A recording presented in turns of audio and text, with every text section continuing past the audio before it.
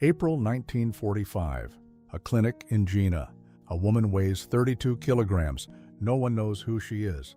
Her name? Antonia of Luxembourg, Crown Princess of Bavaria. Her crime? She married the wrong man.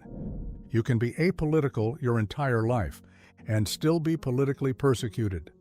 Antonia of Luxembourg was not a resistance fighter. She didn't plan an assassination. She didn't write pamphlets. She lived quietly, with 6 children, Catholic, dutiful, silent. But the Third Reich knew a principle that crossed all boundaries: Sippenhaft. The question isn't what she did. The question is, why was it enough that her husband was in the resistance? October 7, 1899. Hohenburg Castle in Bavaria. A girl is born, Antonia, called Toni. Her father is Wilhelm IV, Grand Duke of Luxembourg. Her mother, Maria Anna of Portugal. She's the 4th of 6 daughters, a Catholic princess, raised in duty, restraint, and discretion. She grows up between 2 worlds, Luxembourg in winter, Bavaria in summer. Hohenburg Castle becomes her second home. Here in the mountains, she's free. No court etiquette, no state receptions, only family. She paints watercolors and landscapes, plays piano, ice skates with a striking elegance. A multi-talent, contemporaries say, yet she seeks no stage, only peace. 1912. Her father dies. She's 13 years old. Her eldest sister, Maria Adelaide, becomes Grand Duchess of Luxembourg, the country's first reigning woman. Toni stays in the background, no less educated or gifted than her sisters, but quieter. 1914. The First World War begins. Germany occupies Luxembourg.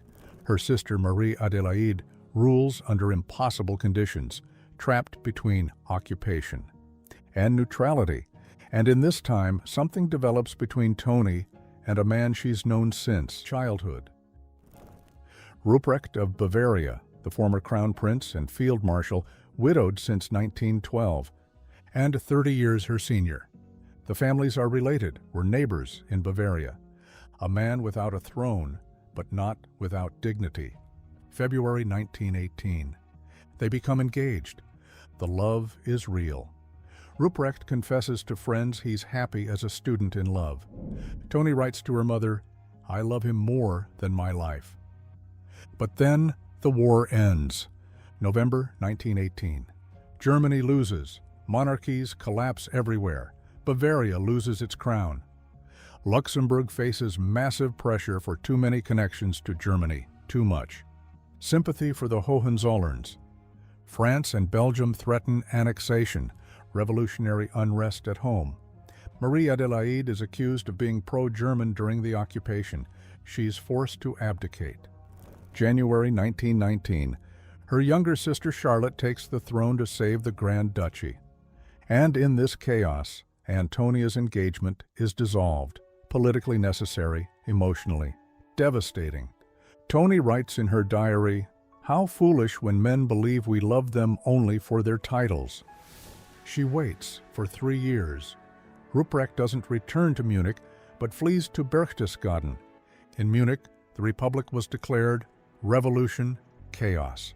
Too dangerous for a crown prince, he travels via Amsterdam and Kassel under a false name. In Bavaria, he lives withdrawn as a beggar prince without land, as he bitterly remarks. But the love remains. February 1921. They become engaged again. The political situation has calmed. Charlotte rules stably in Luxembourg, and the love between Toni and Ruprecht hasn't faded. April 7, 1921. Hohenburg Castle.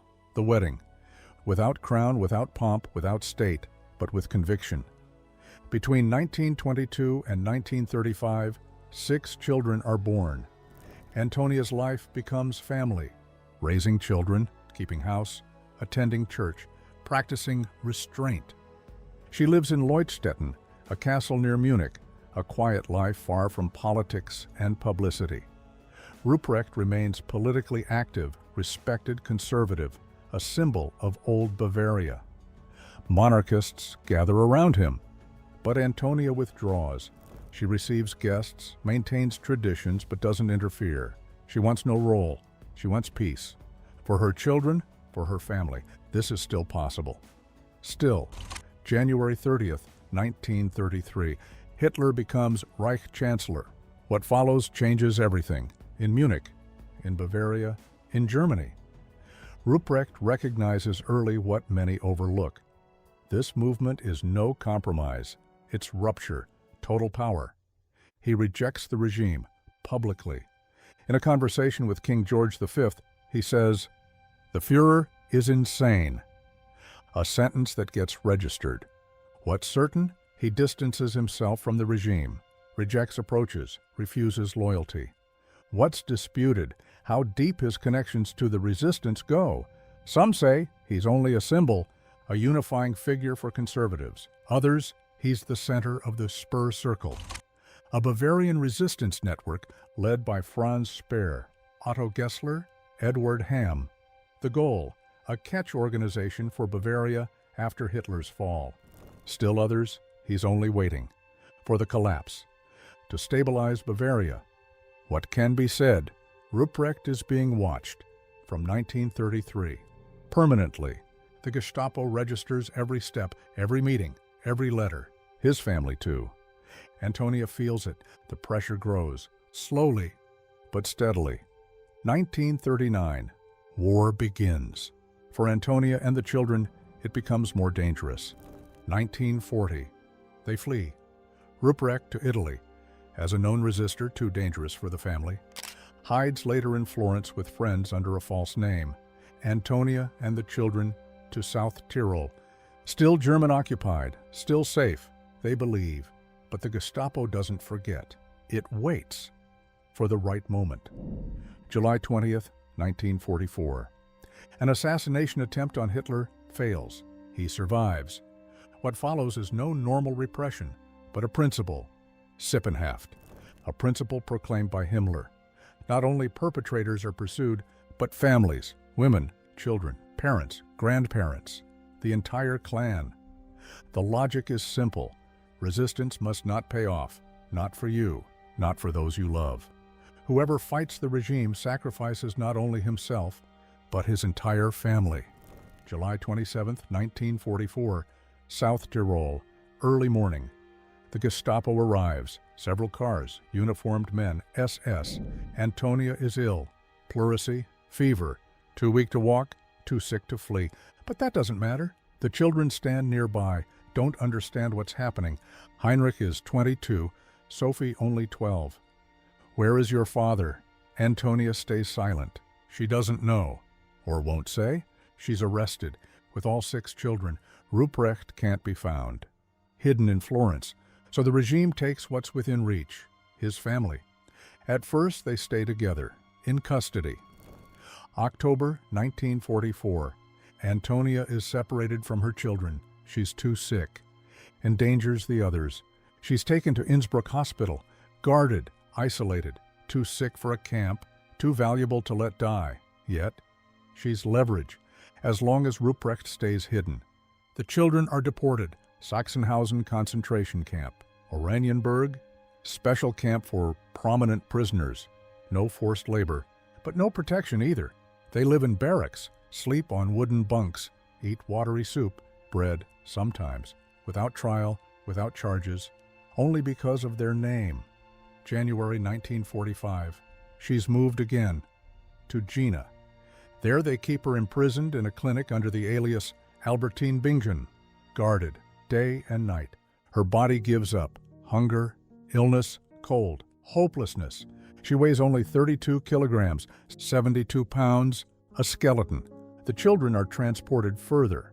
February 1945, Flossenburg concentration camp, Upper Palatinate. Then Dachau concentration camp, April 1945. The front approaches. Chaos, panic, evacuations. The children survive. Barely, because the SS runs out of time. Late April 1945. Jena. American troops approach. The guards disappear. Overnight. A Red Cross commission finds Antonia. They barely recognize her. Not as a princess. As a human being at the edge of survival, she survives, is evacuated to Luxembourg, May 1945. Her children are liberated. Dachau. American troops. All 6 survive. The family reunites, after months of separation, after months of fear. Ruprecht emerges from hiding. They see each other again, for the first time in a year. But something is broken, not the love, but the innocence. The belief that order protects, that duty is enough. All of that is over. Antonia doesn't speak about the camps. Her children don't speak about it. Some things can't be told, only carried. She never returns to Germany, never again. She lives far from Bavaria, far from Munich, far from memories. Her body has been through too much.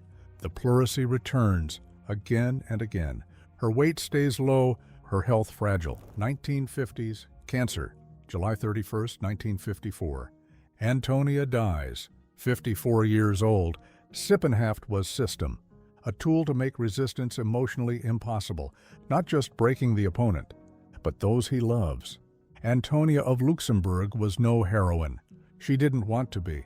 But the regime didn't need perpetrators. It was enough to belong to the wrong family.